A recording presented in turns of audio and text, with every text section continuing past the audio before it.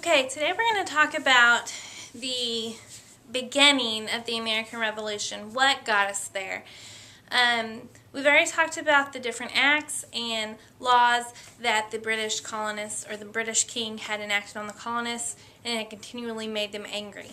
So in 1775, we heard what is now known as the shot heard around the world. Now, they couldn't literally hear the shot in Germany, but the title for that just basically meant that this war that was about to be fought was going to be the war that greatly impacted the entire world. And it's come to be true. America gained their independence, and America is a big part of the world politics today.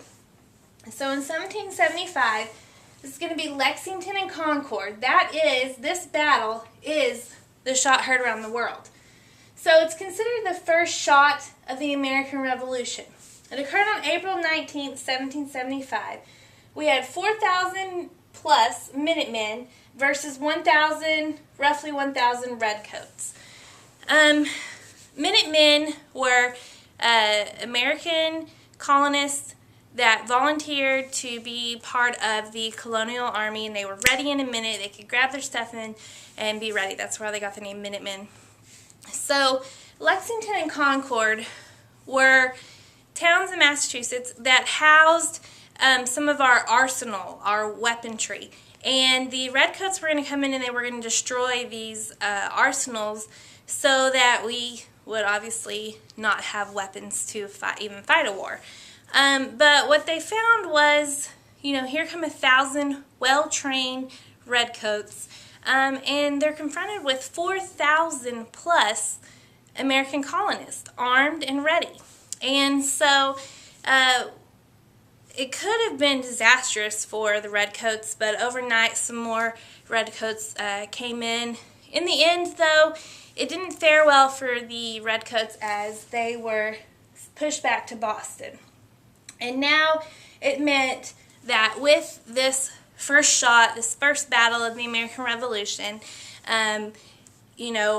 Americans now were going to have to choose sides. They had to decide which side they were going to be on. Were they going to be for the British or for the colonies?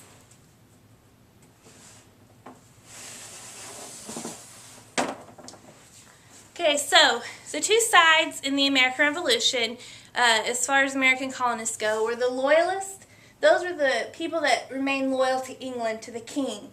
And the Patriots were those who sided with the rebels. The rebels were the American colonists who were fighting for freedom. So you had to choose sides. And in the beginning, honestly, the majority were still loyalists because they weren't sure what was going on. And honestly, the rebels were fighting a treasonous war at this point. They are still British colonists, and they are fighting the British government. And so if they do not win the war, they are faced with the possibility of being tried for treason and put to death. So the Second Continental Congress meets. Remember, we talked about the first one was supposed to meet 7 months after their meeting, but the Battle of Lexington and Concord had occurred, so they called a quick meeting. And in that meeting, they decided the following things. Number one, they formed the Continental Army, and they named a young general, George Washington, as the new general of the Continental Army.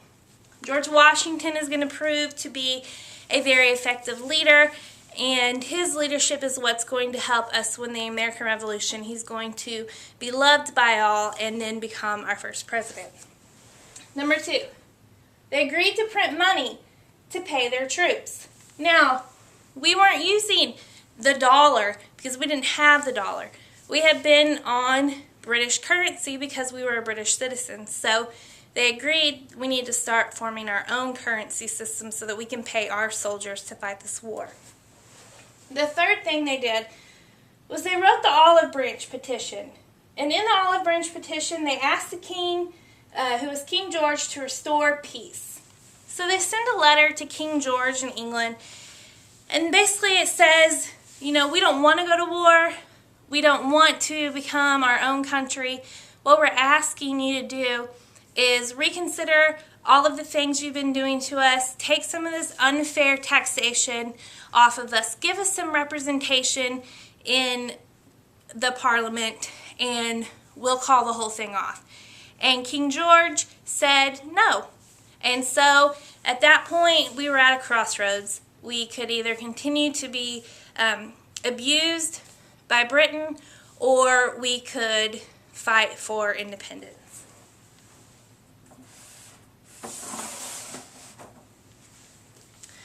Okay, so Common Sense is a pamphlet written by Thomas Paine.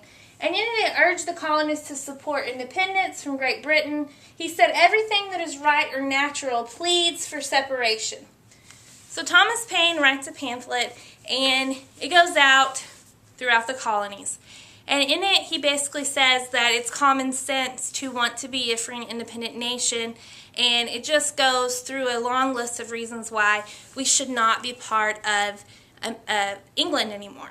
And it is written in a very simple language that the common man can understand, and it is a huge success. Common Sense sold more than 100,000 copies, and it gained large support for independence. It is one of the key documents during this time that's going to pull people away from the Loyalist side and onto the Patriot side. It was distributed across the colonies. It was written in a language that was easy to understand, and it gave good reasons for independence.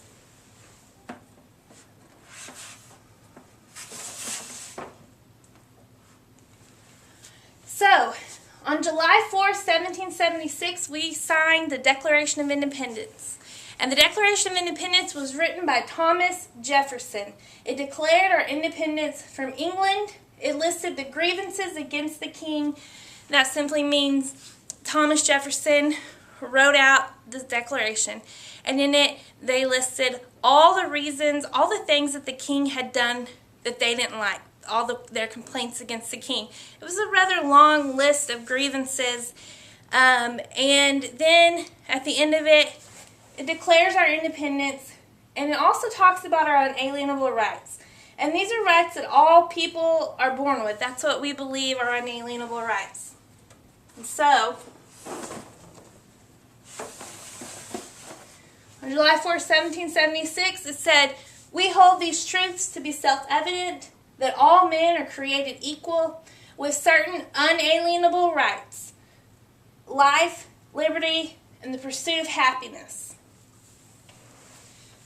And then it was time to go to war with England, as we've declared our independence from them and made it known to the world that we were no longer going to remain part of the British colonies.